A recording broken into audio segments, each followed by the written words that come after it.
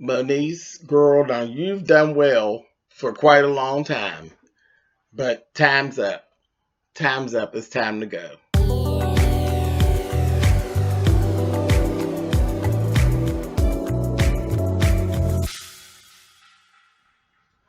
Hey guys, thanks so much for clicking on the video. This is my review for Love and Hip Hop Hollywood. This is season 6, episode 14. As I said, Moniece has done well for a while. She's had a long run of being okay and rolling and doing her little thing, but it's time to go. It's time to pack an overnight bag and go stay a month. It's time to go. We go right in where we left off. You got Moniece and Apryl. They're supposed to kind of talk through what the issues are. But the issue really, Apryl's being cute, okay? April's being cute about the situation. Ain't no way to really work around it. Fizz and Apryl did what they did. You lied. No big deal. No big deal. But we all know who Moniece is. Fizz knows who Moniece is. And Fizz enjoys smearing her face in this stuff. Fizz knows that whenever he gets into relationships, it triggers Moniece, and he enjoys rubbing her face in it. That's the petty in him. And he does that. You can't get around it. We've watched him do it. Now, is he wrong? Yes, he's wrong for smearing her face in it because you know she got issues. You're not wrong for having a relationship. She had hers, but again, no, you shouldn't have to tiptoe around her. But listen, you decided to procreate with her. You decided, and now you got to deal with it. It just is what it is. And it's not cute to smear your relationships in her face and then have your women disrespect her. And you do that. We've watched you do it. Season after season after season. We've seen you do it.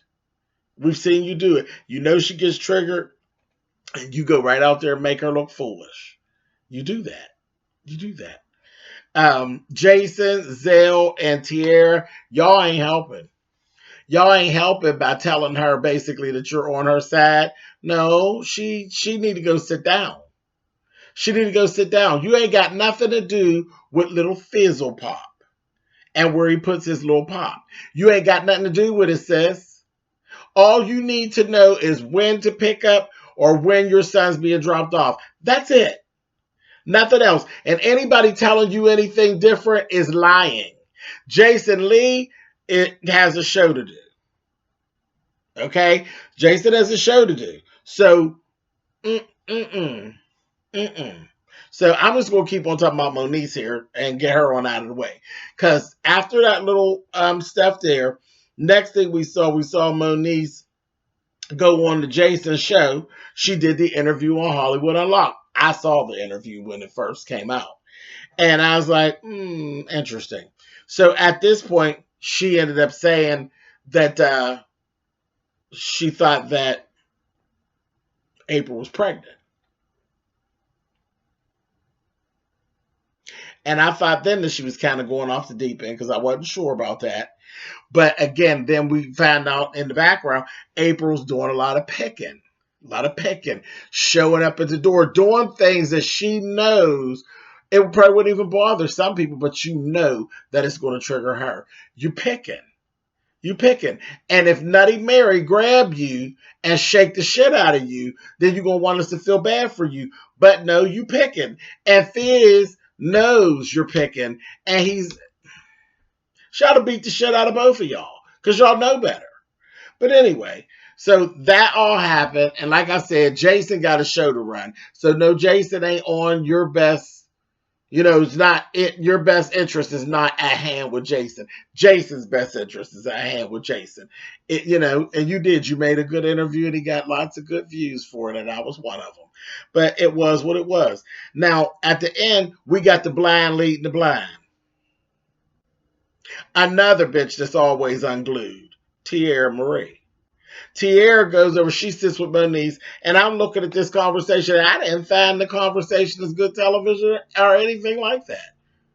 The fact that Mona knew she needed to put down some PSA stuff at the end of it, No, it wasn't cool because she was already past the point where she needed to pack an overnight bag and stay a month. She needs to go check herself in because she's losing grip on what's going on.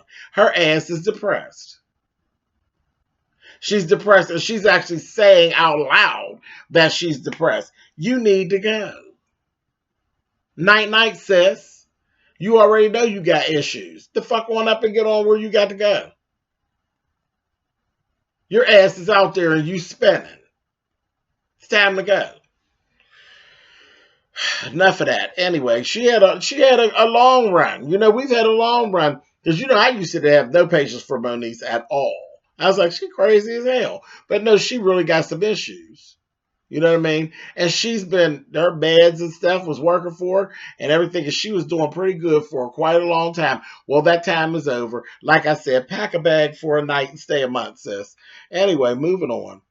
We see old Britney and this broad named Asian doll. Cute girl. She cute. Real made up. I was like, whoa, okay. Real dramatic. I loved her little hair, though. Her two little love knots with her little sticks and all that. That was cute. But the two of them together, when I was looking at them laying like tracks for the song, I said, child Britney, what y'all doing, honey? Because y'all giving me right now, giving me some knockoff City Girl tease. I'm just saying. Anyway. Then they had a whole conversation about colorism in the industry and, some of the trials and tribulations that they actually go through being brown girls and how it actually, even in hip hop, it is an issue. We've actually had that like real deep with that in Miami with Mara La Negra. So, but now over here in Hollywood, same thing. And they were actually touching on that. So I was like, okay, cool. Moving on. Lyrica and A1. I ain't getting all into this. Listen, I ain't got time. I am sick of them. I am sick of them. They go on a picnic with this here baby, and there's a violinist.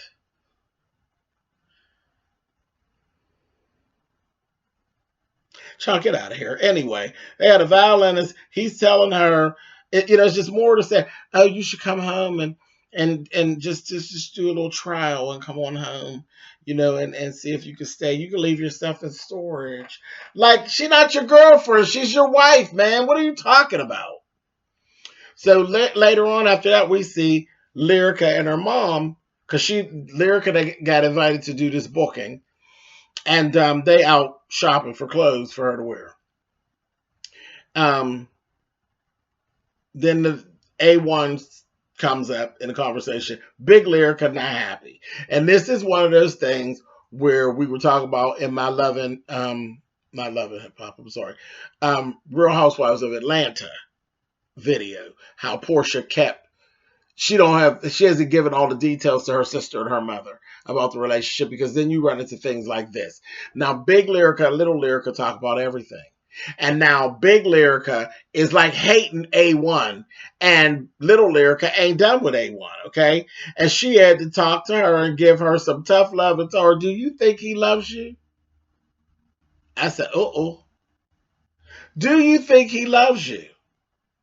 You'd have just had a baby. He'd have cheated on you. He was cheating on you before you had that baby, dragging your ass and treating you like crap. And now you sitting up here and you are thinking about going home on a trial basis like y'all ain't married, like y'all friends or something. Do you think he loves you, honey? And that Little Lyrica got over there, got the crying. I said, but see, this is the consequence of letting your mother know all of your business. You don't tell your mother and your family members about them until you are completely done. Because then you are all in love and all stupid, and your people hate them. I'm just saying. Anyway, a little bit after that, Lyrica's over at her sound check for her gig. A1's in there acting an ass. Him and the sound guy and got all into it, right? And it was just a big mess. Then Big Lyrica comes in. Now A1 and Big Lyrica then got into a confrontation. You arguing with A1 like he your husband.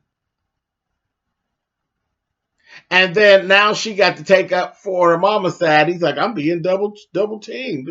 Yeah, you and all 10 of them fingernails with the different fingernail polish. Your whole situation is stupid, and y'all getting on my nerves. Y'all are really getting on my nerves. The whole group of you. Like, seriously. Anyway, he had to act as such an ass about, I'm A1. And what does that mean, honey? It got so bad till the sound guy said, listen, I'll shut this whole thing down and I wouldn't give a shit how our performance goes. You're not talking to me any kind of way, A1. And he ended up in a position where he ended up having to apologize to the sound guy. He said, I'm only going to do it because it's lyrical, I'm going to go ahead and do it. You're going to do it because you need to do it because you ain't a bit of talking to the sound guy like that anyway, bro. Stupid ass. Anyway, so just dumb. Just really dumb. I'm sick of them too. Very much so. Sick of them too. Anyway, let's see. Who else has something going on? Mickey and Slick.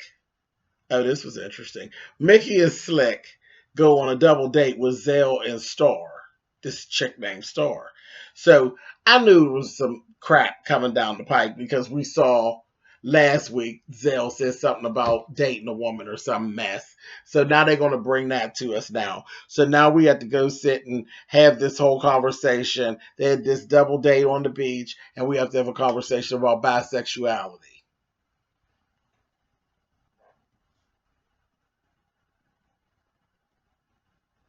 Whatever. Whatever. So Zell is telling you about, whatever. Whatever. Because you didn't come to us like that. Like I don't even know. I don't even remember how you came to us. You came to us as gay because they needed somebody gay on the show, and that got you booked. And now you're switching it up, and you're not gay. Now you're bisexual, and now you're interested in a woman. And I guess you're not going to do the male thing. I don't know.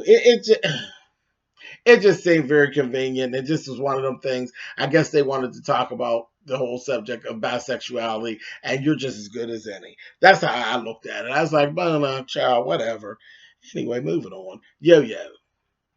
Yo, Apple, and Britney B were all, they haven't seen each other since Apple had her little meeting. And we kind of went into it. It's like, Apple, did you get the lesson or did you not get the lesson? Because she's still playing victim over there, talking about, I don't think it's fair, that they didn't want to do business with me because I act like a bitch and an idiot on my damn Instagram. Duh, that's the business, not just this business. That's every business. Bad behavior does not get rewarded with endorsements, okay? Get it together, cut the shit, and get yourself together. And that's basically what that was all about. And while they were there, Yo talked about how, she's just nervous about re-entering, the market and everything. And she invited Britney B and Apple to be on one of her tracks with her. No, okay, whatever. Again, we struggling this season. Because y'all know I like Hollywood. But it's, yeah, struggling. Struggling. A little bit. Little bit. A little bit more about that whole bisexuality thing. There was the whole you got this if you paid any attention to that, you got to see the double standard. You got to see this double standard of how Slick said, that she is also bisexual. And there were no big questions for Slick. Everything was fine. And Mickey was completely fine with it. Like, okay, well, you like girls and I like girls. So let's invite some more girls over and have a good time. But then when it came to Zell being bisexual, he had like all these other questions. Well, how does that happen? And what made you think and all of this. So you got to see a little of the double standard when it comes to bisexuality. And again, with Zell, do I buy that him and Star are in a relationship? Child, no. I just felt like this was a conversation they felt like needed to be had this season, and you're just as good as any. Anyway, I'm out of here. They got to do better because Hollywood not exciting me like it usually does. We got to do better here to catch this. Yeah.